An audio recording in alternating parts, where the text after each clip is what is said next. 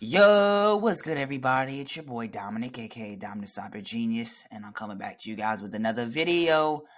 Today, we'll be discussing OpenAI and specifically the outages that they've had with ChatGPT and how DDoS or denial of service attacks are behind it. So, let's dive into this article. OpenAI has stated that they're addressing periodic outages due to DDoS attacks targeting its API and ChatGPT services. For those that don't know, a DDoS attack stands for Distributed Denial of Service. So this is when a threat actor floods a server with a bunch of network traffic that's kind of useless, or just floods it with unnecessary network traffic that's, bad. It can be malicious as well. And it's basically flooding the server to where the server can't handle all the requests at once, and then the server starts to break down gradually, and then it ends up to where nobody can even use the server, and sometimes they even cause outages to where the whole application or the server fails. So that's what kind of a denial or distributed denial of service attack is.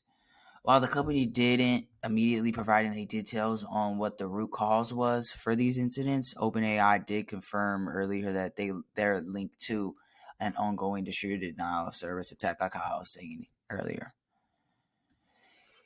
I on my end, I remember seeing some of these issues a few days ago, and I was wondering why it was causing so much mess.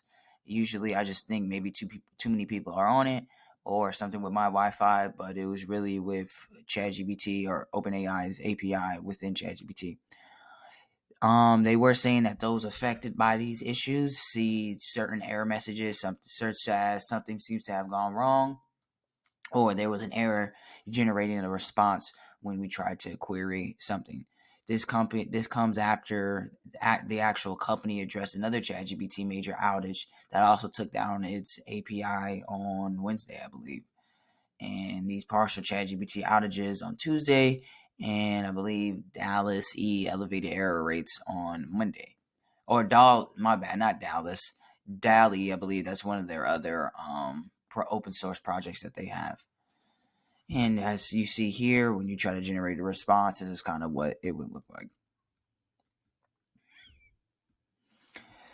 So the person or the hacking group or the hacking or the threat actor goes by Unanimous Sudan. And I'm guessing he's the one, or she, or whatever it is the one that claimed these DDoS attacks on OpenAI. So he's the one that kind of claimed these attacks on Wednesday, saying that he's the reason behind them, and he's the reason that the company's general, bias towards Israel, or he was saying that he's the reason behind these attacks, and it's because of, I'm guessing, ChatGPT or OpenAI's general biases towards Israel and against Palestine. So the war is going to have something to do with everyone and everybody. Even if your country's not fighting, your country will be indirectly affected. So this proves that no matter what, from now on, wars will not be fought on the battlefield. It'll be fought behind a computer, and it'll be who can capture the other person's network first and who can shut the other network down, to where then we can then push and succeed throughout the war. So it's really going to be based on, who has a stronger security team and who has a stronger defense when it comes to, digital realm. The group also confirmed using another thing they confirmed is, I'm guessing, the type of malware they use, which is known as the Skynet botnet. For those that don't know, a botnet is a computer or a device that's connected to the internet but it's controlled by the attacker. So maybe that device got implanted with malware, and then the threat actor is then able to use software to control these computers and then cause the computers to then send out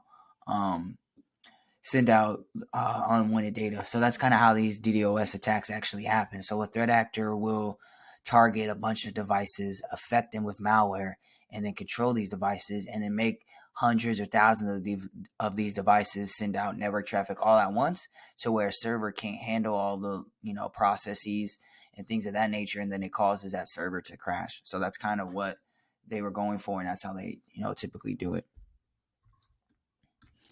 And then I also believe something happened in June where Anonymous Sudan also took down Microsoft's Outlook.com. I remember seeing an article about this, OneDrive and Azure portal in a layer 7 DDoS attack. That's just a specific DDoS attack. And they did it with the company confirming their claims and saying it tracks their activity as Storm 1359. Redmond did state that the anonymous Sudan uses 3 types of layer 7 DDoS attacks, HTTPS flood attacks, cache bypass, and slowest. Lastly, anonymous Sudan launched in January 2023, so this just gives you an inside look on how much time they've actually been on the market and how long this company, or not company, how long this hacking group has been public, right? A lot of these hacking groups just got made recently, but they're already causing terror because of the threat actors that are within them. And that's really it for this article. I was kind of sick the last few days, so that's why I haven't really posted in the last week or so. So I'm getting back to that. And I hope everybody liked this video. Like, comment, subscribe. You already know what it is. And you already know what I do. I'm out. Peace.